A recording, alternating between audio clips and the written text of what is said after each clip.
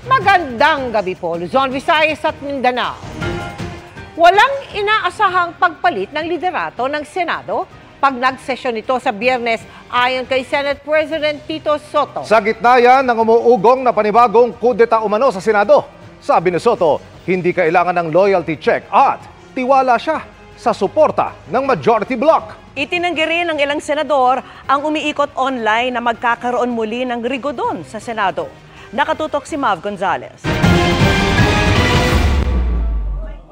Buo raw ang kumpiyansa ni Senate President Tito Soto sa suporta ng Senate Majority Bloc na nagluklok sa kanya bilang leader ng Senado. Sa gitna ito ng umuugong na namang umano'y kudeta sa Senado. As far as I'm concerned, and my opinion is, the Senate is stable. Both majority and minority.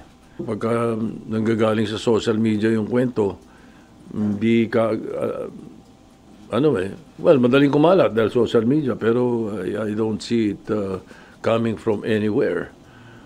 In fact, the other day, nagkausap kami ni Senator Alan at nababanggit na rin yan eh. Sabi niya nga, siya mismo nagsabi sa akin, wala naman akong kinakausap kahit sino eh, sabi rin niya. And you believe him, sir? And you believe him, sir? And you believe him, sir? Yeah, I believe him. Umiikot sa social media na ang papalit umano kay Soto, si Senate Minority Leader Alan Peter Cayetano. Papalit naman umano kay Senador Ping Lacson bilang Senate President pro tempore si Senador JV Ejercito. Sabi ni Ejercito, super fake ang post na ito. Mabilis din itong sinalag ni Deputy Minority Leader Senador Joel Villanueva.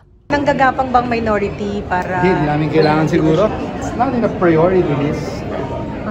Basta walang movement. So many things that we have to think about. Sa gitna nito, sabi ni Soto, hindi na raw kailangang mag-loyalty check. Wala rin daw siyang inaasahang palitan ng liderato pag nagsesyon ng Senado sa Biyernes. Nang tanungin kung outside forces ang nagpapakalat ng umano'y kudeta, posible. Malamang may mga nag-iintriga lang sa Senado. Sige, sapagkat pagkausap ko naman yung leadership ng minority, wala naman kaming hindi pinagkakaunawaan eh. I'm sure. Lumutang ang kudeta sa Senado, bunsod ng anunsyo ni Senador Ping Lacson na plano niyang magbitiw bilang chairman ng Senate Blue Ribbon Committee. Senator Lacson is frustrated. He's not stressed. Sanay sa stress yun eh. Nag-hearing siya, may umaangal. Bakit nag-hearing?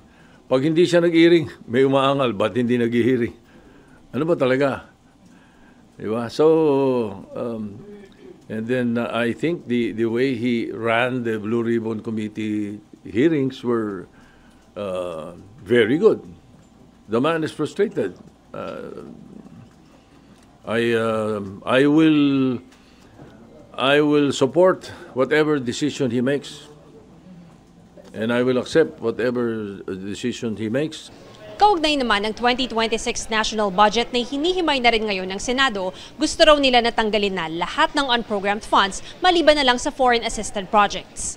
Ang unprogrammed funds ay yung mga proyektong wala pang tukoy na pagkukunan ng pondo. Ang foreign assisted projects naman ay pinupondohan ng ibang gobyerno o international organization. If possible, 100% no unprogrammed funds. We will make sure that when we discuss the budget finally, on second reading, before third reading, there should be no unprogrammed funds. Para sa GMA Integrated News, Mav Gonzalez, nakatutok, 24 oras. Kinumpirma ni Senate President Tito Soto na natanggap na niya ang resignation letter ni Senate President pro tempore Panfilo Lacson para sa kanyang pagbibitiw bilang Senate Blue Ribbon Committee Chairman. Nakasaad sa resignation letter ni Lacson na nagbitiw siya sa pwesto matapos magpahayag ng pagkadismaya ang ilang senador sa naging direksyon ng investigasyon ng Blue Ribbon. Sinabi ni Lacson na sa liham na batid niyang siya ay naihalal sa Blue Ribbon bilang chairman at siya ay nagsisilbi ayon sa kagustuhan ng kanyang mga kasamahan. Wala pang sagot si Soto kung tinanggap na ba niya ang pagbibitiw ni Lacson.